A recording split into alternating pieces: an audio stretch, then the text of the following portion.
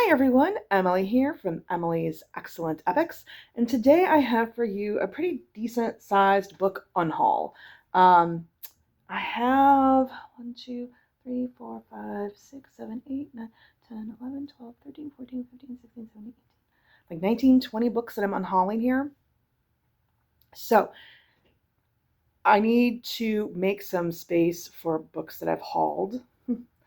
And looking at the books, like one of the books I've read, the rest I have not read. My reading tastes have changed. Um, Fortunately, with the exception of one book, I've bought all of them used, and some of them I bought really dirt cheap. So I'm not worried about like, oh man, I'm losing money. In fact, they're listed on my Pango shop. I've already sold some. I've made money off of them. So yay me.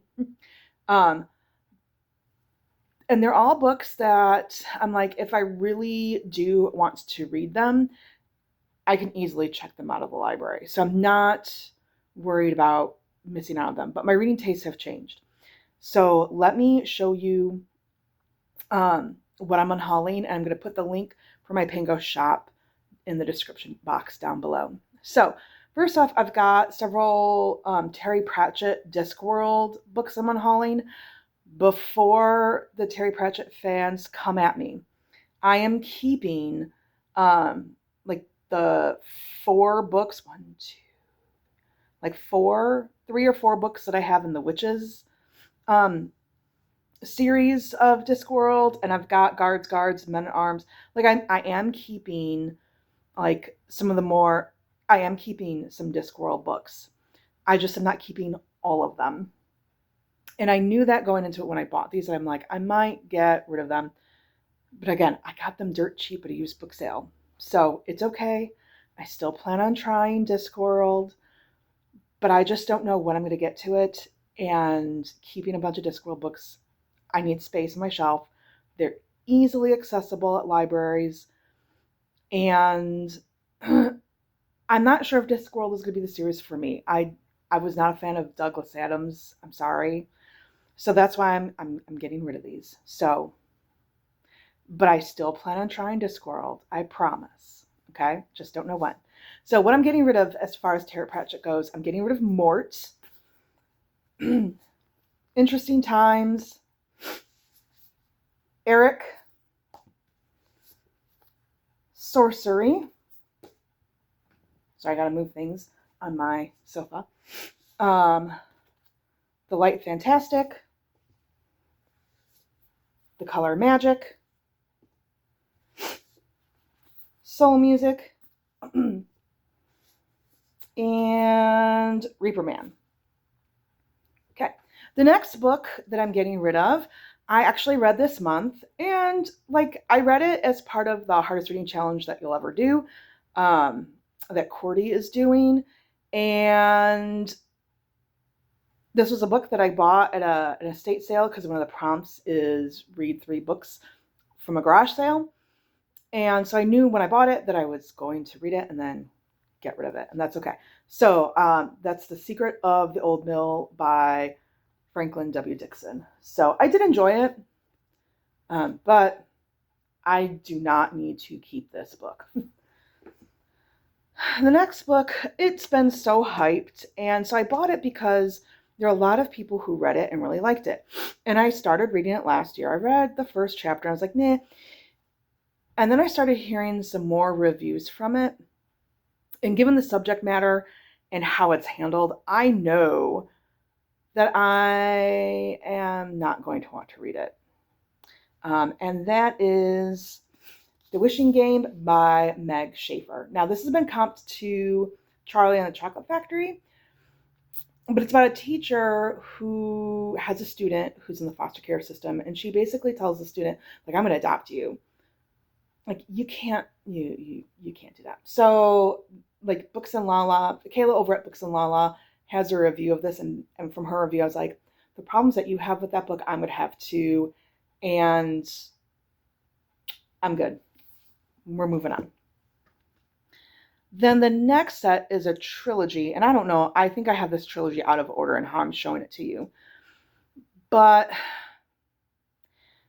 again, I bought it used. I really liked Strange the Dreamer, and I was like, oh man, maybe I should read more. But I'm getting more and more picky about my YA. So I'm getting rid of Days of Blood and Starlight by Lanny Taylor. Whoa, the book attacked me. Dreams of Gods and Monsters by Lanny Taylor. And Daughter of Smoke and Bone by Lanny Taylor. Okay. Then I'm getting rid of some historical fiction. Now, I used to read more historical fiction like in my 20s, and I don't read it so much anymore. I still enjoy a good historical fiction story. I feel like I'm an omnivore reader where I read from a variety of genres, but I do tend to read more fantasy, romance, and romance. But I have read some historical fiction, and I really liked this author, but I'm getting tired of World War II stories. So we're going to pass on, and I keep looking at them like, and I have no desire, I just don't have the desire to pick them up anymore. So I'm getting rid of The Lost Girls of Paris by Pam Jenoff and The Orphan's Tale by Pam Jenoff. Now, I will say this, I still really liked a couple of her books, and I was hoping to read more about her, but I can't do any more World War II books. And then I'm also getting rid of The Book Spy by Alan Hladd.